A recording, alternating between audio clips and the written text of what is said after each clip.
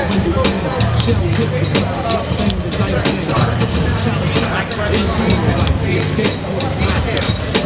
Jump shots, shatter first floor window panes. Shells hit the ground, bust things the dice game. Counter shots, Be humble enough to tell them the reality of how you were raised. Shells hit the ground, bust things the dice game. Counter shots, AC like they escape for the flashback. Jump shots, shatter first floor window panes. Shells hit shots, first floor dice game. Shells hit AC dice game. Escape for the flashback. Shatter first floor window panes. Shells hit the ground, bust things the dice game.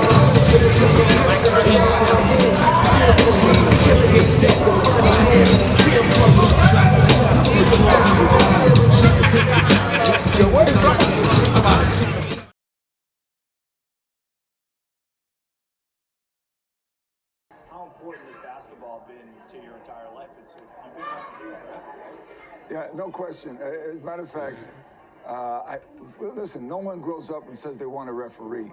It's something that is presented to you. So after being a high school player and a college scholarship player and played in Mexico and tried out for the NBA a couple of times, my real job was to be an educator and a principal of a school one day. Well, I didn't get there because one guy kept bugging me about reffing.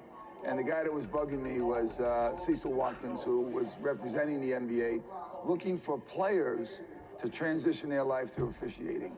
So I kept turning him back, and finally I gave in, and it really worked out great. The rest, as they say, is history. The importance of kind of being around the game, especially in your cities, like how important are events like this to kind of grow the game, especially in a city like Boston? Oh, listen, I am birthed from programs of this nature. That same man that was recruiting me was also the developer of the Pro-Am leagues. If you heard about a Pro-Am league in this country, he's the one that started it. And every NBA city had it. But the idea was not only to have good adult players who also played college and some pro, it was to develop officials. So he said, this league is really for officials. And I said, well, what do you mean? He said, because we're having a problem transitioning college officials to the pro game. So I got a little nervous and I said, well, I don't know. This is way beyond what I ever thought. He said, the good news for you is you don't have any bad habits. So if you have talent, we can teach you. And again, it happened for me. So I think a lot of what the two previous speakers were talking about is that there are so many opportunities within the game of basketball. It's not just playing. Why is it so important for people to stay around the game, whether they want to get a career in it or just enrich their community and be part of something bigger than themselves? Yeah, basketball is a corporation in itself, no matter where it is. And when I speak to young people, it's like, whoever thought about refereeing? Because I was a player that wanted to be an NBAer. So there's officiating, there's sportscasting, there's public relations working for teams, working for the NBA. There's trainers. There's accountants. All in the business of the basketball, of NBA basketball. In college basketball, the same thing refer to that. There's positions having to do with becoming an orthopedic doctor, There's a team doctor, for example. There's sports journalism, which is going on either TV-wise or print. So there are a lot of things people can do to work for a team.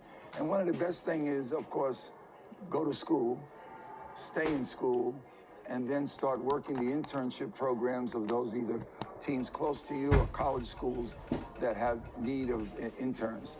And that's the way to get into business. You had talked a little bit about your upbringings, like being around programs just like this. Yes. I know you talked about the importance, but for a young person, if you had a message to kind of deliver to them, which could be on camera, like what would you say to people to get involved in something when this pops up in your neighborhood? Well, one of the great things about community things are their reach outs. And you want to take advantage of people reaching out to you. No one can do this by themselves. I could not become a decent student without the proper mentors. I could not become an NBA prospect without having, some accomplishments in life. I think young people forget that going to school has two values. One, you can learn something specific that you might like to do. The other is the training of schooling teaches you how to learn anything. And it's because in life, you don't know what's going to happen when somebody says to you, we know your specialty is here, but do you think we can teach you this? Because there's where the opening is. And the person says, yeah, because I've been in school, I've been taught things I didn't know, and because I was taught and I studied, I was able to do it. School is a practice session for life, and you don't know where life is going to take you. But if somebody has something for you that you have to learn that you can do, beside maybe what you thought you were going to do, you can do it, and you can get it done because you're mentally in shape to study and to practice and to do just like you do your body. Where would you be without the game of basketball? In baseball. Baseball was my first love, and I always kid people when I say, they used to say to me, well, why did you leave baseball for basketball? I said, there's no cheerleaders in baseball.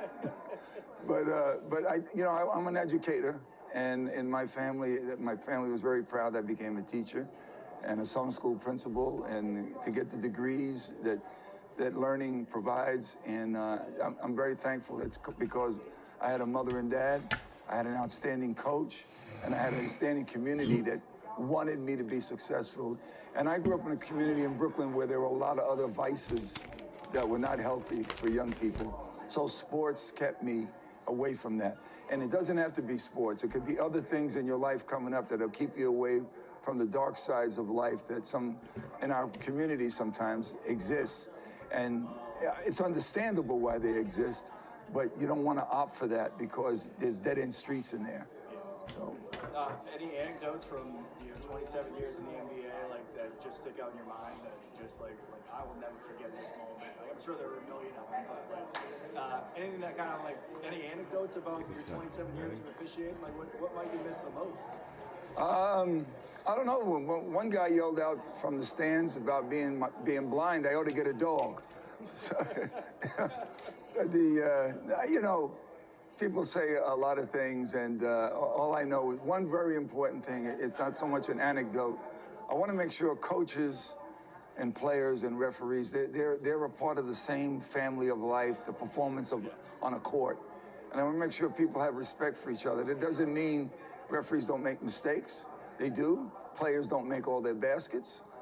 Coaches don't always make the great subs. But I think there's a level of respect that needs to come back into the game importantly.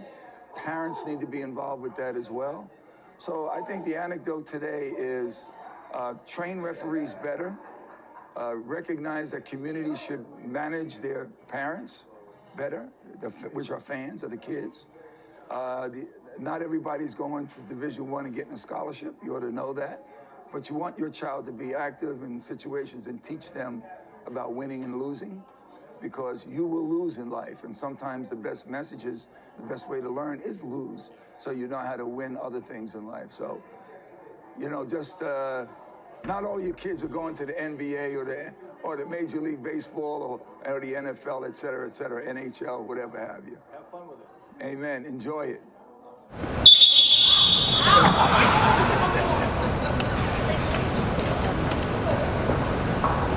This little thing here, this tool, this instrument, changed my life. This little thing right here. Nobody grows up to be a referee.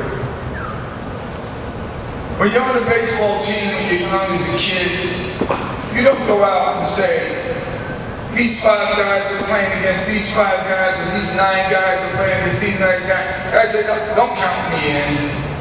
Give me a chest protector. I want to call balls and strikes. That don't happen. Nobody grows up to become a referee.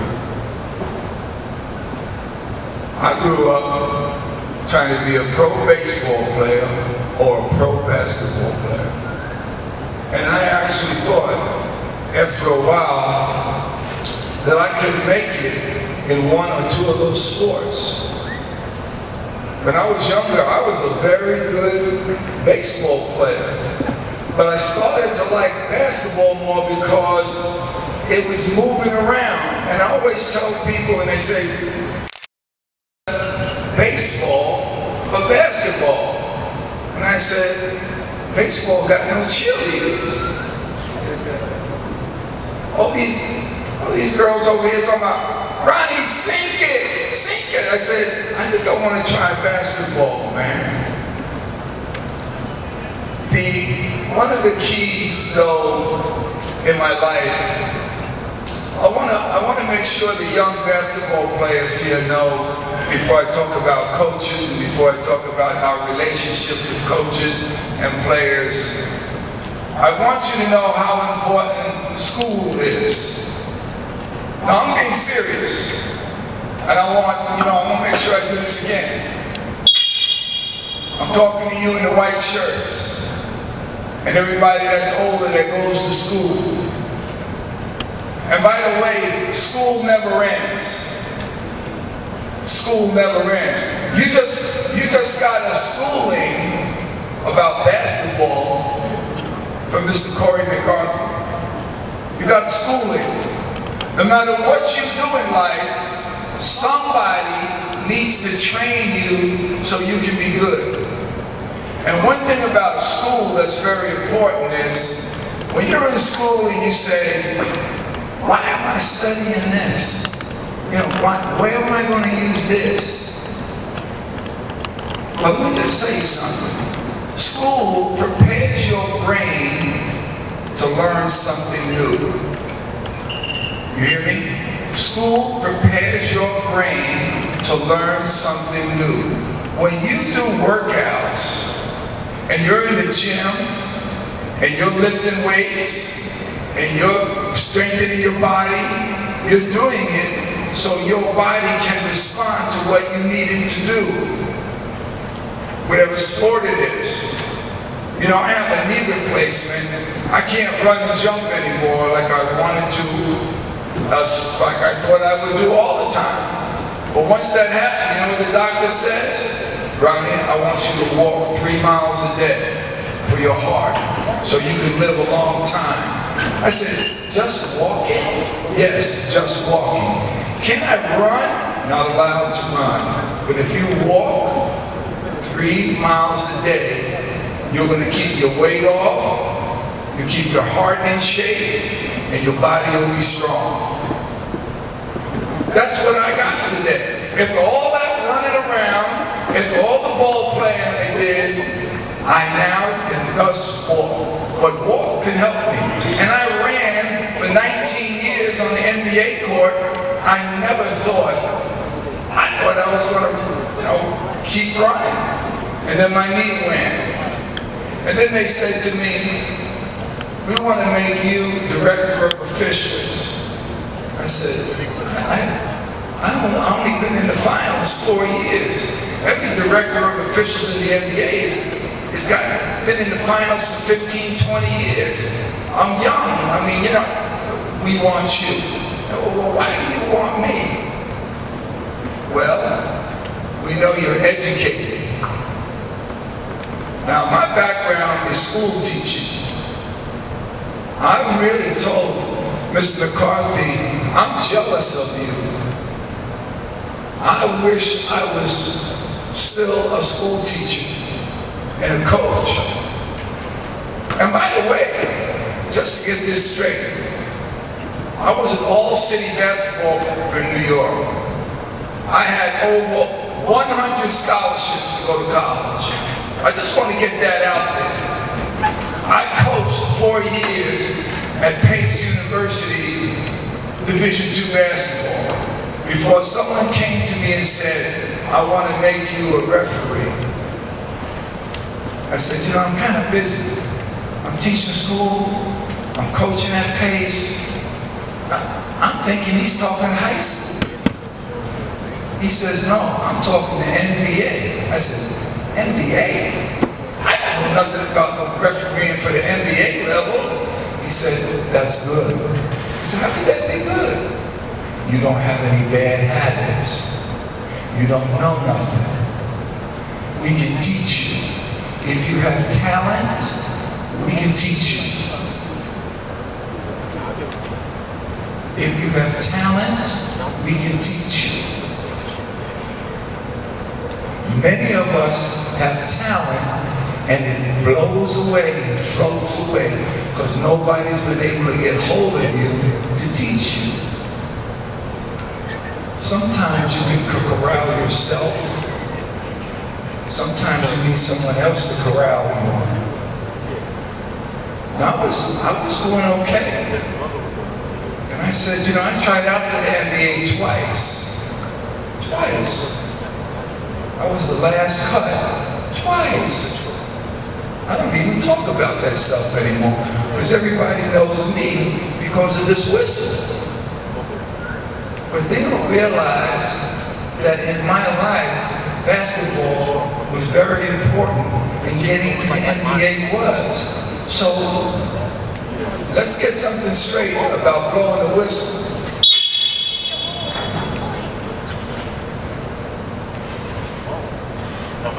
I'm blowing the whistle on failure. I don't want you to fail. You don't have to be super smart. You just got to be average. Average. But average requires some things that you have to deal with. There's no question. Now I'm going to give you a little personal story. When the man came to me, he said, we need more minority referees in the NBA. We only have 5 African Americans. I said, continue. He said, yeah, I want you to consider it. His name was Cecil Watkins. He created the Pro-Am. If you have a Boston Pro-Am, he created it. He created every Pro-Am in every NBA city so he could have adult basketball with players that could really play, but he didn't do it for them. I said, well, what did you do that for? He said, I did it for referees because college referees can't transition to the pros. They're not successful. They have no training. They have no training. And if you get to be interested, I'm going to put you in the same game that you're playing on. I'm going to make you a referee. And I said, you know, Cecil, his name was Cecil Watkins. I said, if I get on TV, I ain't going to look like an African-American person right out there like that. So I don't need to hear that. He said, but they know you're something. They know you're something. And all my life, when people have seen me, no matter where I go, they say, what is that guy? He ain't Scottish. He ain't English. He ain't Swedish. Is he Middle Eastern? Is he Hispanic? Is he Italian? Is he Hawaiian? Is there any Japanese in him?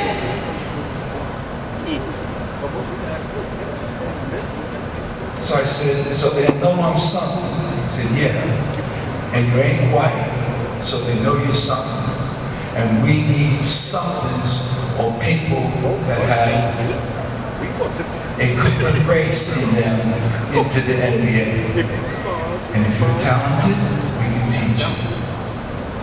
And I said, you know what? That's the truth. You told me the truth. Because if I'm not good enough, no matter what my color is, no matter what my background is, without what my religiosity is, you can't make it. So when you're preparing in school, my young friends, to decide what you want to be in life, you don't know. Does anybody know what they're going to be in life? Anybody know what they're studying for? What do you want to be? Say it loud. You want to be an NBA player. 3,400 Division I, II, and III college basketball players want to be in the NBA. How many players are in the NBA? Yes. 400 is a good guess. Okay. No, I'm going to take the 400. Maybe, you know, there's 12 teams. I'm sorry, there's 12 players on the team, 30 teams. Do the math. Do the math. 12 times 30 is how much? 360. 360. Hold on. You know what you want to be too? Hold on a second. Hey, talking to me, you raising your hand for me? Courtney McCarthy gave me a speech. I saw those two men, Martin and Malcolm. I was in Harlem to see Malcolm speak. I was there. Tremendous. I lived in the era of 1960s where 4 assassinations occurred. We're talking about this stuff that's going on now. 4 assassinations. Jack Kennedy, who's from up here, his brother, Robert, from up here, Malcolm and Martin. 4 of the greatest leaders that this country's ever seen. I've seen it. I was alive.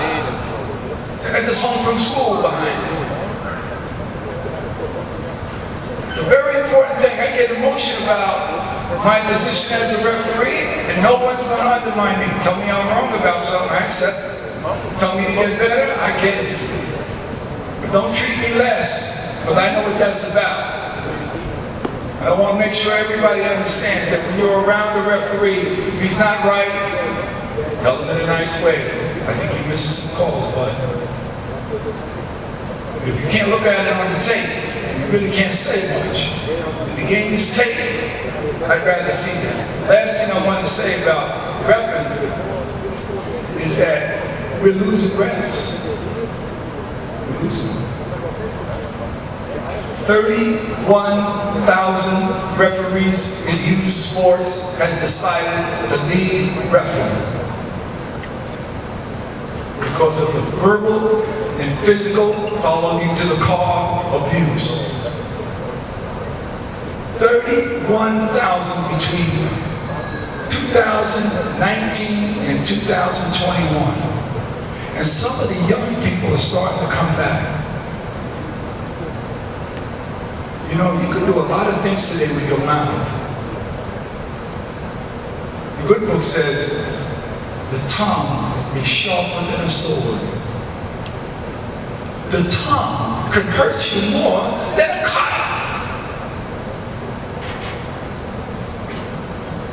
Social media, you gotta be careful what you say. Lies, gotta get facts. History, gotta be in the schools. We got states in this country that want to take history of our entire history. I don't care who it is. But they want to take it out of the schools. And people are like, yeah, that's right, let's do that. Because they have a fear. They have a fear that other people are going to take away their power. It's not true. Maybe other people can help the nation that you can keep it down so long. Everybody got something. You know, the good book says, God is not a respecter of persons. He don't care who, one over the other. You're the same. And if it wasn't for that in my life, being different and having to remind people, like my dad would say to me, you got the power to go in there because you got to go in and educate some of these people because they don't know who you are exactly. You got to get in there and straighten them out. Because it's, you know, you used to say, you know, if we came up in slavery time, I'd be working the field and you'd be answering the door. And I know my last name, Nunn, N-U-N-N, is a slave man. I mean, I don't think I'm come to Kente. For those that understand that. You know, I have an American last name. It's a plantation name. Nunn is an English name. So I know my history. I know my strength. I know what it is to be a mixed child, though I check off black. I know what it is to rep. I know what it is to play. I know what it is to win, and I know what it is to lose. And I want you to know something. Winning is better, and it has nothing to do with the game. It has to do with how you raise yourself, how you get mentored, how the people that can help you elevate you to where you want to go. Every time I used to come by, I became director. I said, you're going to put this stuff in now? These guys ain't going to like me.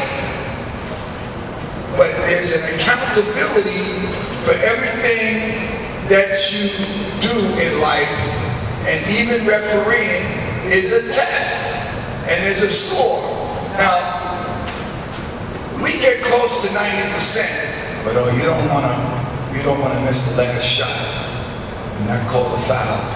That whole game you were doing real well, and the last shot, you missed the foul. That is not good. That takes away from that could have been a 92% game. Now I'm going to tell you something. Perfect? My man up here says he's perfect. I missed 2 calls of my career at the buzzer. Chicago and LA, New York and Chicago. Out at the Staples Center, Madison Square Garden. My stomach was in my throat, and my head was like it was in my backside. That's how bad I felt. And the only reason why I missed it is we didn't have instant replay. Today we got instant replay on everything. And I can't tell you about all the calls I did make, right? Who? Basket, who? At the 0 marker. I can't tell you all the plays I had right. I can only tell you about the 2 plays I had wrong. And that hurts you. And when you're a really good referee, you go home and you gotta watch the game. And you get a report. So it's like going to school all over again. See, you go down like this. Missed it. No biggie, I'll get it again. Missed it. You know, you can miss 50% of your shots. And you got a pretty good shooter. 50% of your shots is a pretty good shooter. But not for referee. Okay? Now, referees are part of this game. The coaches, people love them. Especially got winning records, they love them. Players, they got all the artistry. They got the moves, they got the spins, they got the legs, passes, finger rolls, they got it all. But the referees, they don't treat them real right. Let me tell you something. The referees, I'm going to make a social statement right now. You can put it on FaceTime or some other things. All those social things you got out there, you can put it on. Referees are the minority population of the basketball society. Referees are the minority population of the 3 people I'm talking about, player, coaches, and referee. If you're black, you understand what it is to be a secondary citizen in the eyes of people. If you are another minority group, or you have some color in you that you're something, you are a secondary class citizen in this country. And it's, by the way, it's very active today. Hispanics, Asians, Jewish, secondary class citizens in this country. So, When you put that white and black striped shirt on, or whatever the shirt is that they use for the referees, you need to think about not trying to undermine them and treat them badly because you ought to know better. So, do I have some strength as a referee? Yes, I do. You can tell the way I'm talking to you. I ain't going for no guff. But I'm also very humble because I make errors. I'm not perfect. Only one man in the gym is perfect, that guy right there. So I want you to understand that your approach with referees should be this way. If you are an AAU coach, are there any AAU coaches in here? Okay, thank you. It's always a good idea to know the name of the referees, know their names. Frank, Paul, Jerry, Melvin, Khadijah, I don't care what their name is, know their name. Talk to them in a way that is an appropriate way.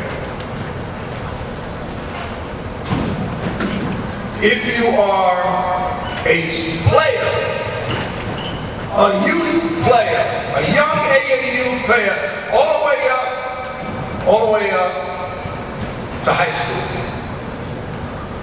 you should be saying, if you don't know the official's name, you should be saying, Mr. Referee. Excuse me, hey, Mr. Ref. He's holding me over here. Hey, excuse me, Mr. Ref. Can I talk to you for a minute? That's how you should talk to him. You want to get a benefit of maybe him feeling good about you? That's the way you should talk to him. Kobe Bryant. Now, in my NBA life, the players call me Brian. Hey, Brian. Hey, Brian, would you check him? Is he holding? I'm not holding him, right? I'll look. Do you know what Kobe Bryant used to say to me? Mr. Nunn. Mr. Nunn, could you check and see? This is Kobe Bryant, man. This guy is as good as Michael Jordan. Maybe a better scorer, because he's an assassin when it comes to scoring. You got a game too? Kobe Bryant wanted to be like Michael, and he was. You know that Spike Lee commercial, Be Like Mike? Kobe was the one that wanted to be like Mike. And when he approached me on anything, it was Mr. Nunn. And I had to look. I never said, wow. In my mind, I said, wow. He's the greatest player in the game. Next to Michael. He's Mr. Nunn. Can I ask you a question? Yeah, what do you got? Am I missing something? So for you young people out there, it's Mr. Ref or Mr. Referee. And if he says, call me John, you say, Mr. John. Older people appreciate respect. And as you all get older, you're going to know what I mean. It's very, very important. And don't forget, don't make the third person in the game like he's less than the other. You know, my dad was in the Army. Oh, by the way, I should probably tell you because of that. He was in the Army in his career in World War II. I was the only kid on my block that when my father called me or told me something, I said, yes, sir. No, sir. Yes, sir, Dad, I did that. Did you get them hedges cut I told you about? Oh, yes, sir, I got them done. Did you go to the store and get them things that your mother said? Yes, sir. Good. That's what I want to hear. Not the yes sir part. That's what I want to hear, that you got it done. So my father told me something that I relate to refereeing. He said, you know, when you're on the Army base and you're a captain, when the corporal goes by or some guy's going by and there's a captain or a lieutenant, they They walk like this. So, you salute. You salute the person with the bars on their shoulder. And the problem is coaches don't think referees have bars on their shoulders. They do. And here's the example my father said. Now here comes a guy out of the office. He got bars on his shoulder. He's a captain, but he's like an accountant kind of guy. He works in the back office. Am I supposed to salute him? Yes, you do.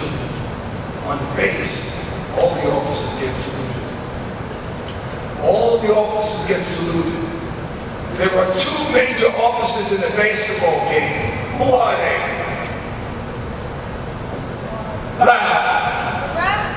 And? No. Don't call out. Who are they? The ref is one. No. Commentator? No. Who are the two officers in the game of basketball? Referees are one. Who's the other one? Up. You. Referee. And who's the others? Yes. Yes. Hey, did we do a double clap? Hold on a second. Every time we got something right, a double clap. If my arm goes down like that, I want to say, time back. Ready? That wasn't good, Ronnie. That wasn't good enough. That wasn't good, Ronnie. One more.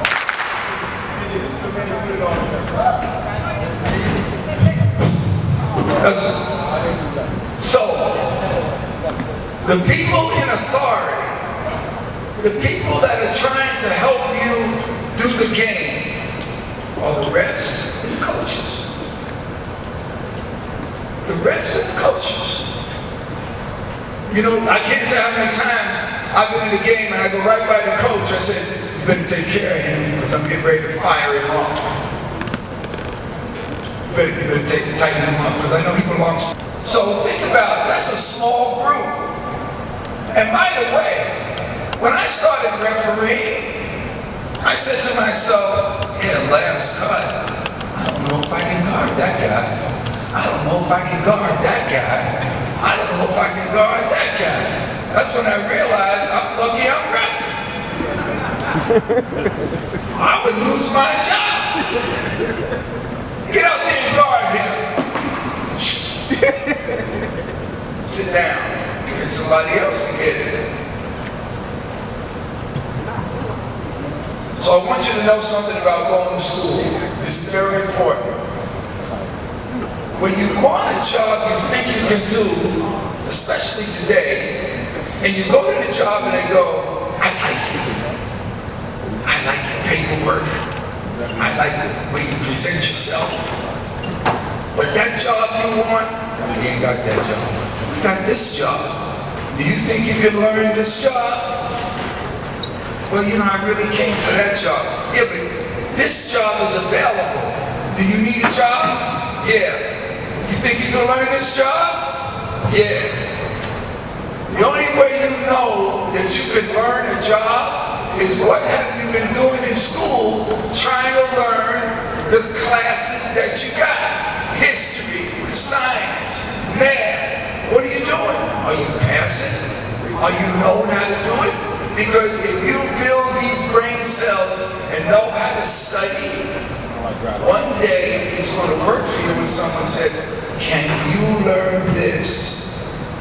I have a job for you. Maybe later that job you want to open up, but right now, that job that's for you is something, can you do it? There's over 1,000 NBA rules and interpretations and procedures in the NBA as a referee. That's a lot of things to learn. Yep, you have your hand up. Say it loud. Louder. You have to memorize all the... Yes.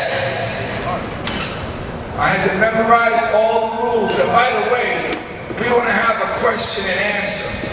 Because at the end, because I want to make sure everybody gets a good question that they want in about the NBA. Okay? So, everybody referees. Oh, I know. Oh, everybody referees. You go out here and play a game and say, foul, man. Foul. Yeah, you fouled me, man. It's not a foul. It's a foul, man. Respect the call, man. You're going to call it like that? Oh, man, we're going to be out here all day because it's a foul, man. You're watching the game. You're at the Boston Garden. You're at Boston University. You're at Harvard. Wherever you watch your game. You're in the park. AAU. That's a foul. Everybody knows how to ref. What's the big deal? Everybody referees. You watching television. Wow, man, that's a foul. They didn't call that? Yes. If you can't memorize the rules, you can't get in. If you can't memorize the rules, you can't get in. You got to take a test. I'm going back to school. What? I want somebody to raise their hand and tell me what passing grade is it in school today to pass a course in your school. What number is it or what letter is it? Say it loud. Say it louder. See? And the numbers, what's passing grade? 70? 59? What school you going to? 59? 59? Well, when Mr. Nunn gets here, the game's going to be over, so whoever's up at that time, the crying out's got to go. And he used to come in that park and go, hey, there's a coming. I said, oh, Mr. Nunn, even they were ignored when he called. Even they got him. I'm like, oh, Mr. Nunn, yeah, you got it. See you later, Ronnie, you know.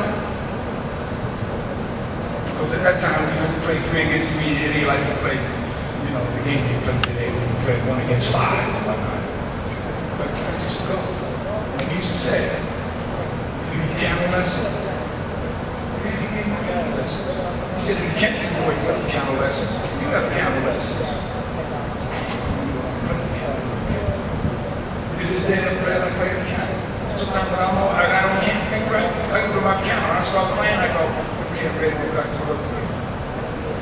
He said, you going in the areas for your mother? Yeah, I got some potatoes. We're going to have some potatoes. He said, I want you to know something. You see that orange hoop? That orange hoop ain't going to do nothing for you. Get your education. Anybody can throw a ball in the hoop. Get your education. When I was a junior in high school, when he came through there, after I had got like 35 scholarship offers, he stopped. He said, listen up, wait. He said, what are you playing to? 11. What's the score? 8 to 7. Go ahead, I'll wait. He got us so nervous, it took another 20 minutes just to get to 11 points. 11 with 3 baskets. So I went home with him and I walked with him, I said, Dad, how come you let us play? He said, well, this basketball's may pay for your education. May pay for your education. So, you want to take piano lessons anymore? I said, no, sir, I'm good with not doing that. He said, okay. Just remember, that cannot carry you. This can carry you. So in regards to my dad and mother, I miss them. As old as I am, I miss them.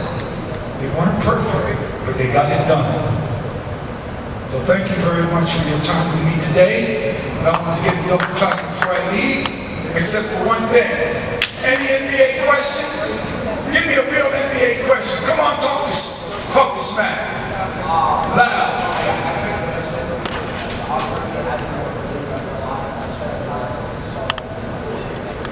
Louder. The whole trial, especially the players' impression, the coach's impression, I didn't even feel good.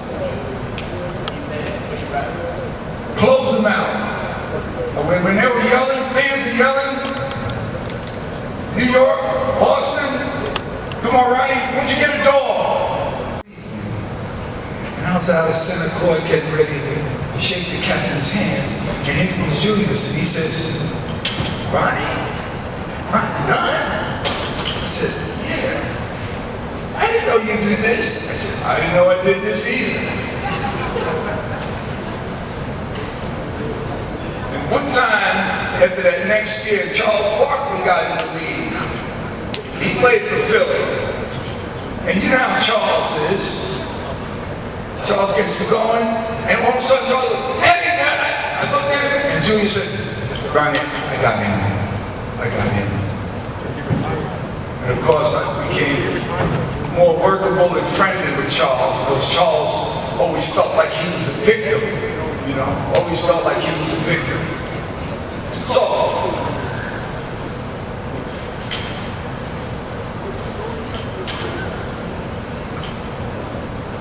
I want to talk about something now about the game, now that I got the other stuff out of the way.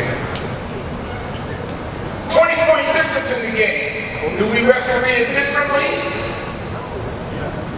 Who says yes? Hands up.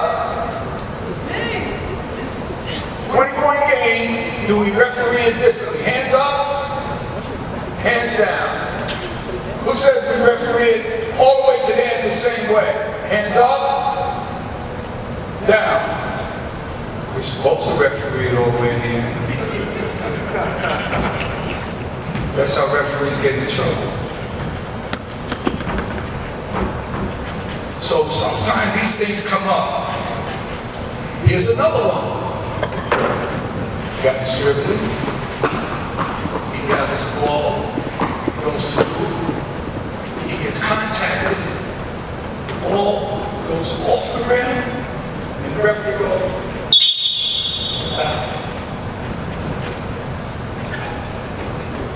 do we call fouls based on whether the ball went in the rim or not? In the rim, do we call a foul or we let it go? Hands up if we call a foul or we let it go. When the ball goes in the hoop.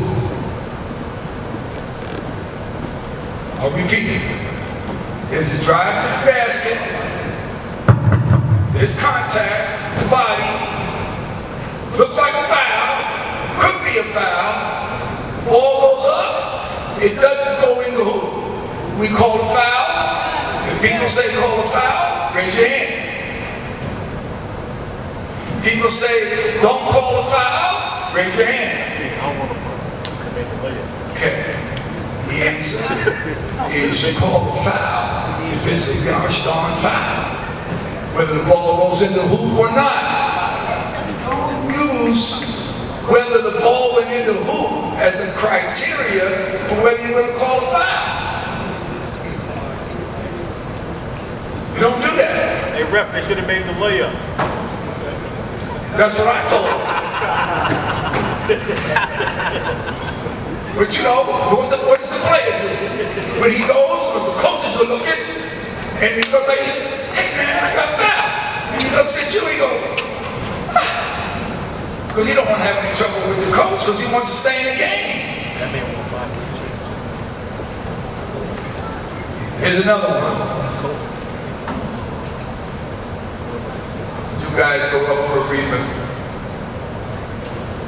Ball, the guy in the back hits the guy in the front. The ball goes off the guy in the front.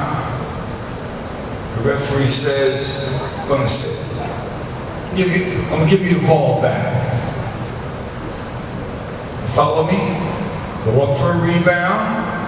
Guy in the front touches the ball. Guy in the back makes contact. Ball goes out of bounds. We say the foul, and we give the ball back to the guy that it ran off of. Yes or no? Yeses? No's? Correct. You do not give the ball because the guy got contacted and you give him a break and say, well, I know the ball went off you, but I'm going to give it to you back. Can't do that anymore. Was that happening at times? Yes. Why can't we do that anymore? Any idea? Why can't we do something like that? It seems fair.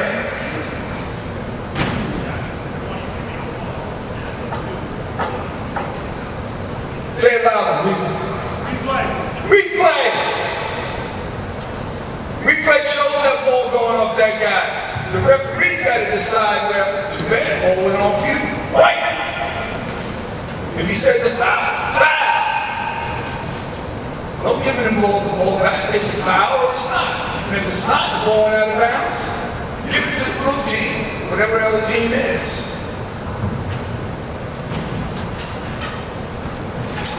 End of the game.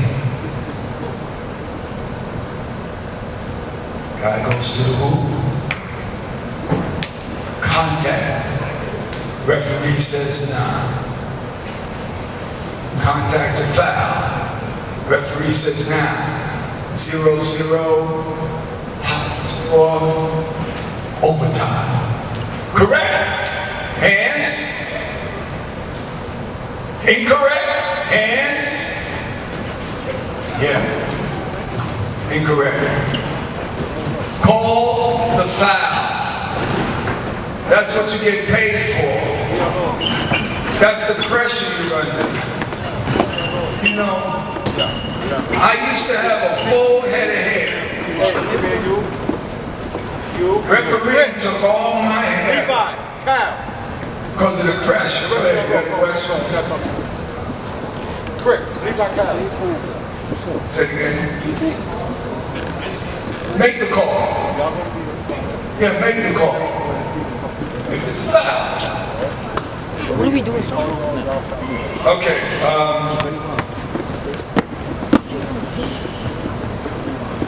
Let me just have two people. How about you? Right here. So could you throw a basketball out for 1 second? Yo, Ronnie. Thank you. Mr. Ronnie. Offense, defense. I think they the same age. Yeah, that's his boy, man.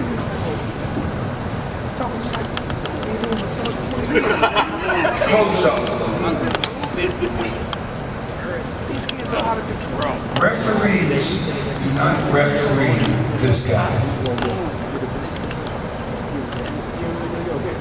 I'm watching this guy all the time. We're all watching this guy. Referees have to watch this guy. This guy makes 90% of the fouls. I can tell block charge by looking at him, and then I go back to him. If I go to him, when he shows up, I go, God damn it, when did he get there? I got to see him. When he strips the ball, go for it. I got to see him, of whether he gets the hand or he gets the wrist. Strip fouls and block shots are two of the toughest calls to make for a referee. So I want to get in the window. They call this the window, but my focus is on him. Now, to miss some wall. Yeah, I missed it. Do I miss a palm sometime? Yeah. But I'm going to tell you something. I don't like the palming I'm seeing. I'm a New York City ball player. I can play. And by the way, so many other people were better than me. So I know the Euro step. The Euro step? That shit was in hard. Oh, excuse me. The kids are gone. The kids are out of the house. The kids are gone. The kids are out of the house. Oh, you still here? Get out of here. That sugar was out. Thank you, gentlemen. Hey, about a double clap for the man. Oh. Ready? No. One more. Yeah, thank you. The Euro step, I saw the Euro step in the Harlem Rocket tournament. I was 13. Ginobili didn't create that. Who else does the Euro step? James Harden didn't create that. Keith Maverick. Keith Maverick's a bad man. You know, one thing I like about, obviously, you know, my background, I didn't tell you, my father's African American. He's your color, Bill. And my mother's Italian. So I'm a real macaroni. But I'm gonna tell you something. I I ate macaroni every evening, 7 days a week. It was cheap. Mama had all the different sauces on it. And now she said to me, I said, Ma, how come we can't eat some American food like a steak? No good for you, bad for your blood, cholesterol. I said, no, never mind, you stay with this. One day you're going to charge you $25 for a plate of pasta, and they're going to be robbing you, because this whole pasta deal cost us $3.50. So when you go to an Italian restaurant, you pay $25. My mother's rolling in the grave right now when I go and go, yeah, I'll take the pasta with the meatballs. You know, $25, $26, $27. And I can see my mother going, I told you they're gonna rob you. So yeah, so my father's African American and my mother's Italian. So when you look at me, this is what you get. Some of us that have that kind of mixing. And when I came up, there were not a lot of people like me. Wasn't a lot of people like me. And I'm thankful that my dad set the tone that in this country, the one drop rule means one drop of black blood makes you. Thank you. Don't mean that on love. My mom, she's a blue-eyed soul. She did a big thing coming across that line. I love the people that do it. I love them. Because you got to have it in here to do that. You got to really love somebody to do that.